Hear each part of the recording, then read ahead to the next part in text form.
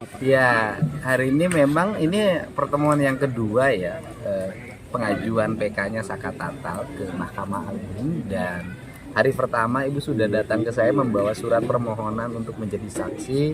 Hari sekarang kebetulan semua keluarga terpidana saya undang untuk makan malam di sini, membuat suasana menjadi rileks dan membangun optimisme. Dan saya tadi sudah bertemu dengan beberapa orang yang menjadi saksi hidup ya.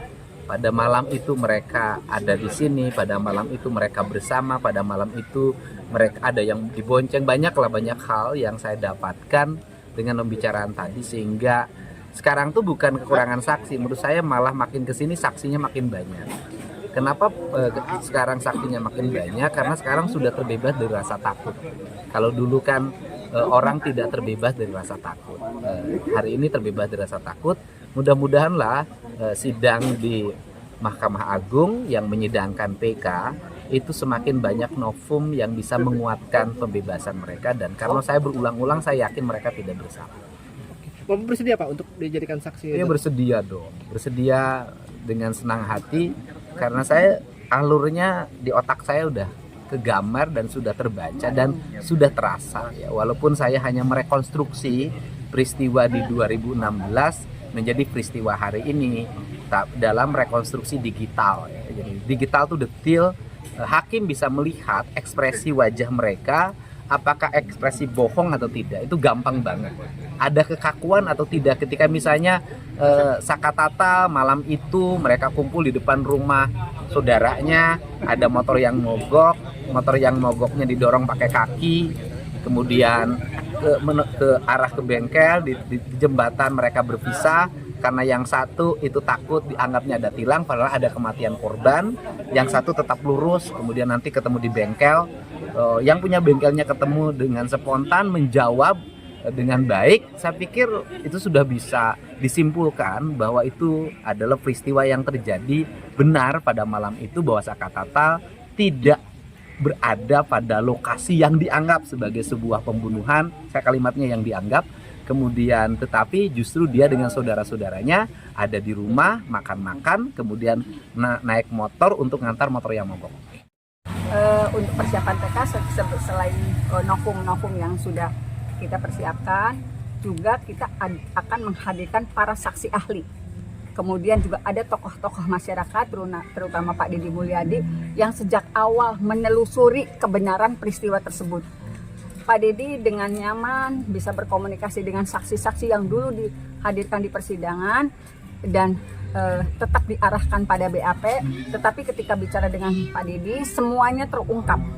Apakah saksi yang diarahkan harus sesuai BAP, apakah saksi-saksi yang terpaksa bicara agar apa yang diinginkan sesuai BAP itu terlaksana. Dan pada akhirnya semuanya terungkap karena bergerilyanya Pak Deddy ke semua saksi yang pernah dihadirkan di persidangan. Dan itu luar biasa, dengan bukti-bukti yang dulu sulit saya dapatkan, keterangan saksi yang sebenarnya saja diarahkan sesuai BAP, tetapi setelah didatangi oleh Pak Deddy bicara dengan nyaman, semuanya terungkap. Kesulitan mereka berbicara sebenarnya di muka sidang, semuanya terungkap di tangan Pak Deddy. Terima kasih Pak Deddy. Itulah sebabnya dari tim kuasa hukum Saka meminta Pak Deddy sebagai saksi, karena ternyata apa yang disampaikan itu memang yang terjadi di masa itu. Salah satunya apa Bu? Kesaksian apa Bu? Salah satunya kesaksian Saka, misalnya waktu itu kan alibinya Saka pada malam itu ke bengkel. Tetapi pada saat itu majelis hakim, Ibu ketuanya menyatakan mana ada bengkel buka pukul 10 malam. Saya ingat betul bahasa itu, dan ternyata setelah dibuktikan oleh Pak Deddy, betul pada malam itu Saka dan teman-temannya ke bengkel, termasuk pemilik bengkelnya ditemui pula oleh Pak Deddy.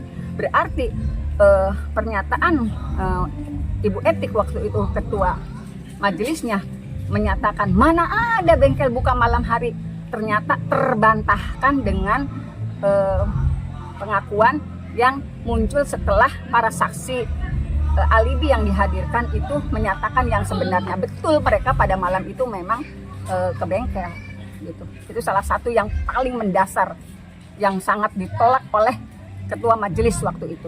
Hadir kan di PKI itu apa Bu? Kalau novum saya tidak bisa menjelaskan bentuknya seperti apa, tetapi paling tidak itu akan menjelaskan kondisi yang sebenarnya. Apa sih yang terjadi? Apakah betul ada pembunuhan dan pemerkosaan seperti yang tertuang dalam tuntutan? Saya selalu ngomong gitu ya. Apakah betul terjadi pembunuhan dan pemerkosaan yang sangat sadis seperti tertuang dalam tuntutan? Jadi novumnya itu akan bicara itu karena ada empat novum yang secara jelas bisa menggambarkan itu, apakah betul terjadi pembunuhan dan pemerkosaan sesuai dengan tuntutan, sesuai dengan putusan yang mengakibatkan 7 terpidana seumur hidup dan saka total 8 tahun pidana. Nggak bisa kitanya tuh, nggak bisa kalau dia ingat yang masa lalu itu katanya tua dianggapnya ngajarin. Padahal memang begitu, kalau setiap diingatkan ke masa lalunya. Orang yang udah rame aja, udah tenar aja masih disiksa, apalagi yang dulu. Yang terkebut. Boleh wawancara dulu Bapak?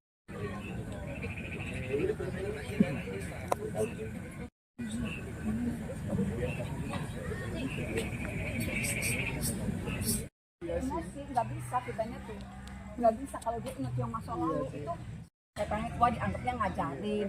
Padahal memang begitu, kalau setiap diingatkan ke masa lalunya. Orang yang udah rame aja, udah tenar aja masih disiksa, apalagi yang dulu. Yang terkebut. Boleh wawancara dulu Bapak?